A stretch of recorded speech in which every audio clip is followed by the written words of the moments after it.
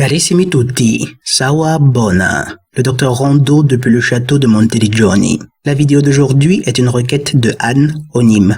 Anne Onim est, je suppose, un jeu de mots pour anonyme, mais je crois qu'il s'agit d'une femme ou d'une fille, donc nous allons l'appeler Anne.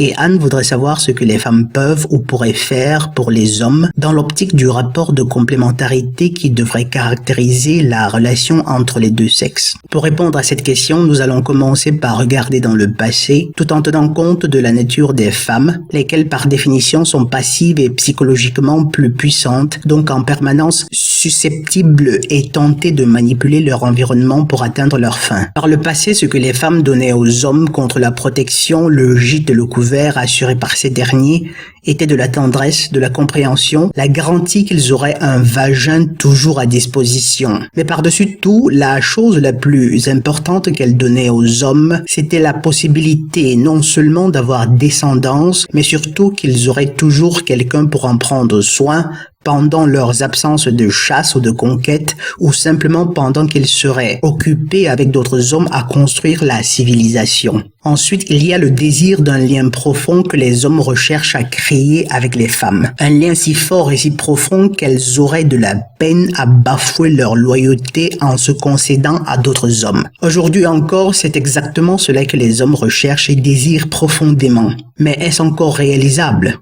Est-il raisonnable de s'attendre tout ceci d'une femme dans la société contemporaine? Oui et non. Non parce que l'élite dirigeante de cette planète, qui dans le fond n'a à cœur ni les intérêts des hommes et encore moins ceux des femmes, a mis en place un système dans lequel il est devenu presque impossible de s'en sortir avec un seul salaire pour la classe moyenne. Du coup, dans la plupart des cas, tant l'homme que la femme doivent travailler dur pour pouvoir s'en sortir au grand détriment des enfants qui en pâtissent les conséquences. En outre, l'esprit des femmes a été infecté et corrompu tant et si bien que le rapport entre les sexes s'est irréversiblement dégradé, au point de n'être aujourd'hui qu'un rapport permanent de force, de pouvoir, de domination, plutôt que de complémentarité et d'aide réciproque. Aussi, il serait objectivement impossible de retourner complètement à la configuration précédente.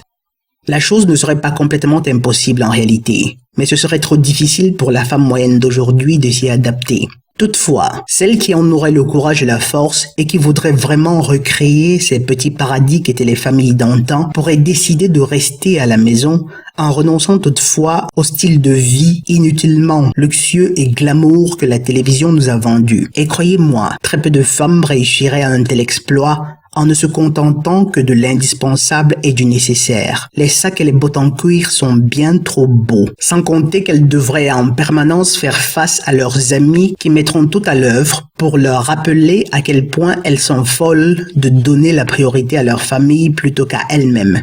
Et les femmes vivent par les yeux des autres femmes. Mais à défaut de pouvoir faire retour au temple de la maison, ou, en plus de cela, une femme devrait éviter d'essayer à tout prix de contrôler ou de manipuler son homme, d'être vraiment plus ouverte. Son oui devrait être un oui et son non un non. C'est quelque chose de fou de voir combien les femmes d'habitude s'attendent à ce que les hommes devinent leurs désirs ou se cassent la tête pour trouver de nouvelles méthodes pour essayer de les rendre heureuses. Ce qui en fait est une fine stratégie de manipulation destinée à faire de l'homme un esclave qui petit à petit apprend à se mettre lui-même la chaîne sans que besoin soit de le lui rappeler. La modestie des femmes vertueuses n'est pas seulement dans leur style vestimentaire ou dans leurs habitudes de consommation, c'est aussi dans leur capacité à comprendre leur homme, à l'accepter tel qu'il est et à se contenter du niveau de confort qu'il est capable de leur offrir. Les femmes pourraient cesser de donner la priorité à Bob, le bad boy, et commencer à donner leur chance à Jaco le gentil.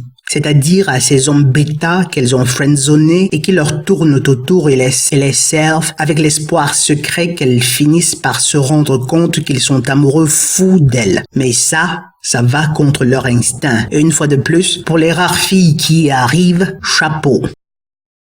Les femmes pourraient commencer aussi à prendre l'initiative, puisque de toute façon, elles sont tout autant intelligentes que les hommes. Comme nous le savons tous, 9 fois sur 10, elles attendront que ce soit l'homme qui fasse le premier pas. Une femme préférera la plupart du temps renoncer à un homme qui lui plaît plutôt que de courir le risque de lui faire la cour. C'est compréhensible, car depuis la nuit des temps, les ovules ont toujours attendu patiemment que les spermatozoïdes vinssent jusqu'à eux. Les ovules se contentent de déclencher ce qu'on appelle le chimiotactisme positif qui attire à eux les spermatozoïdes. De la même façon, une fille à qui vous plaisez vous tournera autour, fera des chichis, des manières, essaiera de vous faire humer ses cheveux en attendant que vous preniez l'initiative, mais ne bougera pas le petit doigt pour exprimer verbalement ce qu'elle éprouve pour vous. Malgré les décennies de féminisme et d'égalité, c'est toujours et encore la même chose qui se produit. C'est en partie dû au fait que les femmes ont peur du risque. Elles ont peur d'être rejetées. Mais c'est aussi lié au fait que dans la dynamique de pouvoir et de contrôle, déclarer en premier ce que l'on éprouve est un aveu de faiblesse, qui automatiquement donne l'ascendant à l'autre partie. C'est dans cette optique qu'elles feront tout pour que vous leur déclariez en premier que vous êtes amoureux d'elles. C'est rarement parce qu'elles ont des doutes sur vos sentiments. C'est beaucoup plus pour s'assurer que vous êtes en train de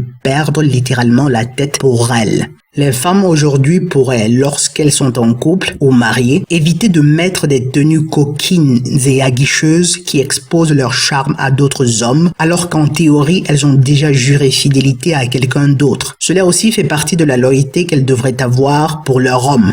Beaucoup de femmes allumeuses prétendent qu'elles ne s'habillent en pin-up que pour être à l'aise. Certaines iront même jusqu'à prétendre que c'est à cause de la température élevée. Qu'est-ce qu'il ne faut pas entendre? Devrons-nous croire que les hommes sont moins sensibles aux températures élevées que les femmes? Les femmes pourraient commencer à préserver leur virginité pour l'homme qu'elles choisiront, plutôt que de faire des études d'anatomie du piquet et s'attendre un jour à tous les honneurs que mériterait, disons, une femme qui n'a connu qu'un seul homme, son mari.